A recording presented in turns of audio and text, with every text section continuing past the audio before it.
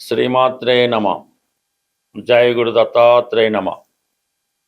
ఈ వీడియోలో మనం సింహరాశి వారికి 2026 జూన్ నెల మాస ఫలితాలు తెలుసుకునే ప్రయత్నంలో మరి సింహరాశి వారికి ఇంతకాలంగా 11వ స్థానంలో అన్ని విధాల సింహరాశి వారికి సహకరిస్తున్నటువంటి గురుగ్రహం ఈ జూన్ 2వ తారీఖు నుంచి 12వ రాశిలోకి మారడం జరిగింది.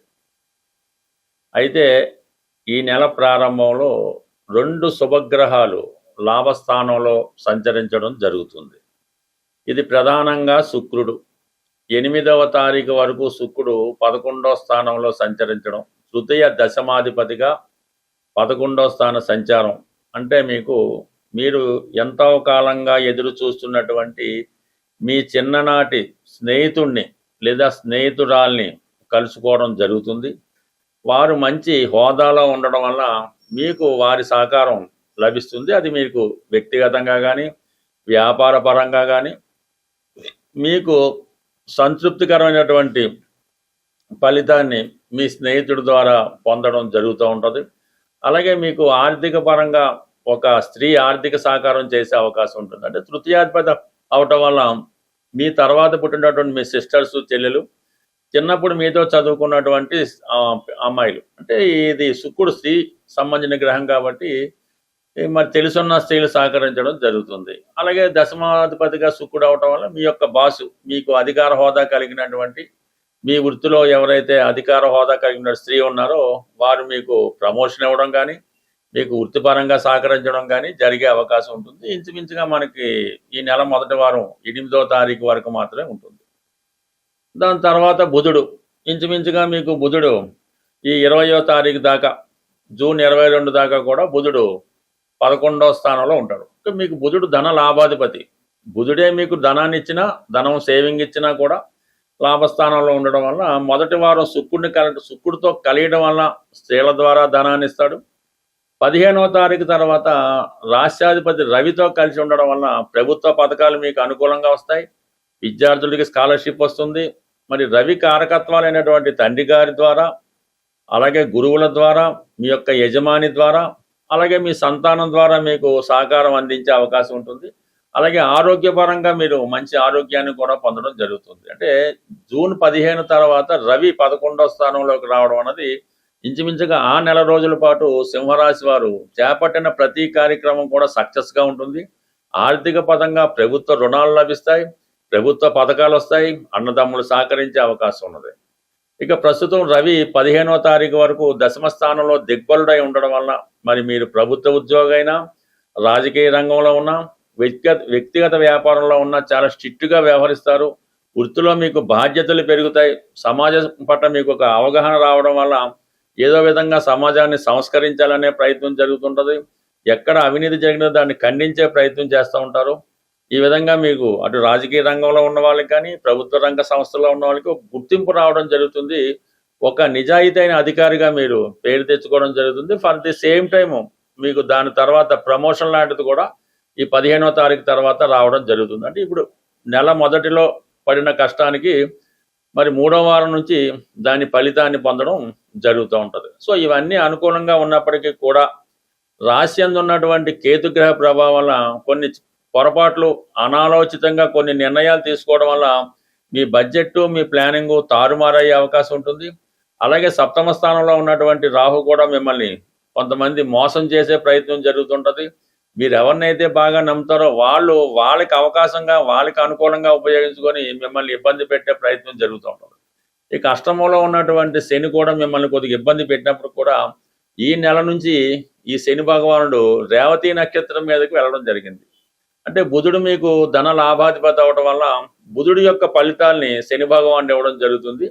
మరి ఇందాక మనం బుధుడి గురించి చెప్పుకున్నప్పుడు ఈ నెల 22 వరకు లాభస్థానంలో ఉన్నటువంటి బుధుడు మీకు ఆర్థిక పరంగా సహకారం, అది కుటుంబ సభ్యుల నుంచి కానీ ప్రభుత్వం నుంచి కానీ ఆర్థిక పరంగా మీకు సహకారం మిత్రుల ద్వారా కూడా లభించే అవకాశం ఉన్నది. బట్ ఇంకా ఫైనల్గా మనకి గురువు 12వ స్థానంలోకి వచ్చాడు. అంటే 12వ స్థానంలోకి ఏ గ్రహం వచ్చినా కూడా తన యొక్క కారకత్వాల్ని కంప్లీట్గా జాతకుడికి ఇవ్వడం జరుగుతూ ఉంటుంది. అంటే 12వ స్థానం గురువుకి ఉచ్చ స్థానం అవటం వల్ల ఒక మంచి గురువు లభించడం జరుగుతూ ఉంటుంది. అలాగే ఎవరైతే వివాహం తర్వాత సంతానం కొరకు ఎదురు చూస్తున్నారో, ఎన్నిసార్లు ప్రయత్నం చేసినా విఫలం అవుతున్నారో, మరి గురువు సంతాన కారకుడుగా 12లో ఉన్నప్పుడు రాబోయే అక్టోబర్ 31 లోపల మీరు సంతానం కొరకు ఏదైనా వైద్యుని సంప్రదించినా, వ్యక్తిగతంగా మీరు సంతానం కొరకు ప్రయత్నం చేసినా సంతానం లభించే అవకాశం ఉంది. దాని తర్వాత గతంలో ఆగిపోయినటువంటి విద్య తిరిగి దాన్ని కంప్లీట్ చేయడం జరుగుతూ ఉంటుంది.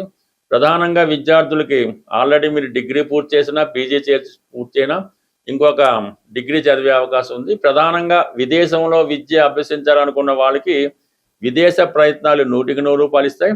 దానికి తగినటువంటి ఆర్థిక సహకారం కూడా మీకు లభించే అవకాశం ఉంటుంది. ప్రధానంగా ఈ జూన్ నెలలో గ్రహాలన్నీ చాలా బలంగా ఉండడం జరిగింది. కుజుడు స్వక్షేత్రం, గురువు ఉచ్చ, బుధుడు స్వక్షేత్రం.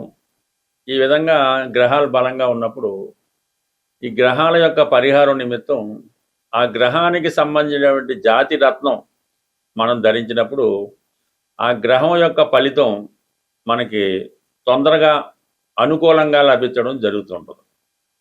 సో సాధారణంగా ఈ జాతి రత్నాలు కొంతమంది ధరించినప్పటికీ కూడా ఈ గోచారంలో సంచరిస్తున్నటువంటి ఈ గ్రహాల ప్రభావం కూడా ఆ జాతకుడి మీద, ఆ జాతకుడు ధరించినటువంటి రత్నం మీద ప్రభావం చూపడం జరుగుతూ ఉంటుంది. మరి ఈ నెలలో ఉన్నటువంటి గ్రహాలు బలంగా ఉండడం వల్ల మరి సాధారణంగా ఒక రత్నధారణ వల్ల మీ సమస్యలను కొంతవరకు పరిష్కరించుకోవచ్చు. మరి ప్రధానంగా ఈ మేషరాశి వారు, అలాగే కర్కాటక రాశి వారు, సింహరాశి వారు, వృశ్చిక రాశి వారు, ధనుస్సు, మీనరాశి వారు కనక పుష్యరాగం అనే ఉంగరాన్ని ధరించడం వల్ల మీకు గురువు యొక్క అనుగ్రహం చాలా వరకు లభిస్తుంది.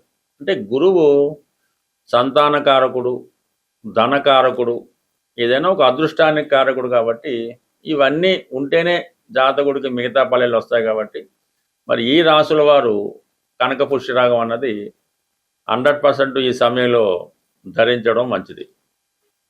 మరి కుజుడు యొక్క బలంగా ఉండడం వల్ల ఈ పగడాన్ని మేషరాశి వారు, వృశ్చిక రాశి వారు, కర్కాటక సింహరాశి వాళ్ళు, అలాగే ధనుస్సు మీనరాశి వాళ్ళు కూడా ఈ పగడాన్ని ధరించడం వల్ల వారిలో ధైర్యం పెరుగుతూ ఉంటుంది.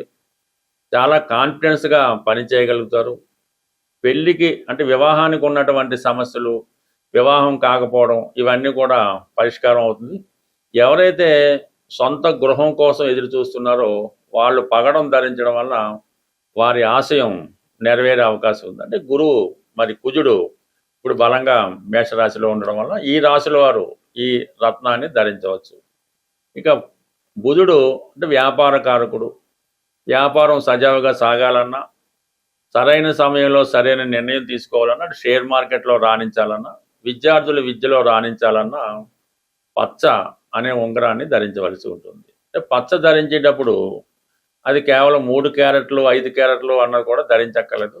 కేవలం ఒక 1 క్యారెట్ కూడా సరిపోతుంది. మంచి పచ్చ లభించినప్పుడు విశేషమైనటువంటి ధనాకర్షణకి పచ్చ కారణం అవుతుంటుంది. మంచిది దొరికితే పెద్ద లభించవచ్చు, కానీ అది విపరీతమైన ఖరీదు ఉంటుంది. ఒక చిన్న స్థాయి ఒక 1/2 క్యారెట్ దొరికినా కూడా అది బంగారంలో తయారు చేయించి ఈ చిటికెన వేలు పెట్టుకోవడం వల్ల మీకు ఈ వ్యాపార రంగంలో ఉన్న వాళ్ళకి మంచి అభివృద్ధి కలుగుతూ ఉంటుంది. అలాగే మీలో ఉన్నటువంటి టాలెంటు సాధారణంగా అది పెరిగే అవకాశం ఉంటుంది. పచ్చ కూడా ధరించడం అన్నది వ్యాపారస్తులుగా అనుకూలిస్తూ ఉంటుంది. విద్యార్థులకి చాలా అనుకూలించే అవకాశం ఉన్నది. ఇక కామన్గా ఈ 3 రత్నాలు ప్రభావం ఎక్కువ ఉంటుంది. ఇక డైమండ్ అన్నది అది కొంతమంది మాత్రమే ఉపయోగపడుతుంటుంది, మరి కొంతమందికి ఇబ్బంది పెట్టడం కూడా జరుగుతుంటుంది. కాబట్టి ప్రస్తుతం ఈ డైమండ్ అన్నది ఈ నెలలో దాని ప్రభావం పెద్దగలేదు. ఎందుకంటే అది నెమ్మదిగా శత్రుక్షేత్రాల వైపు దాని ప్రయాణం సాగించడం జరుగుతుంది.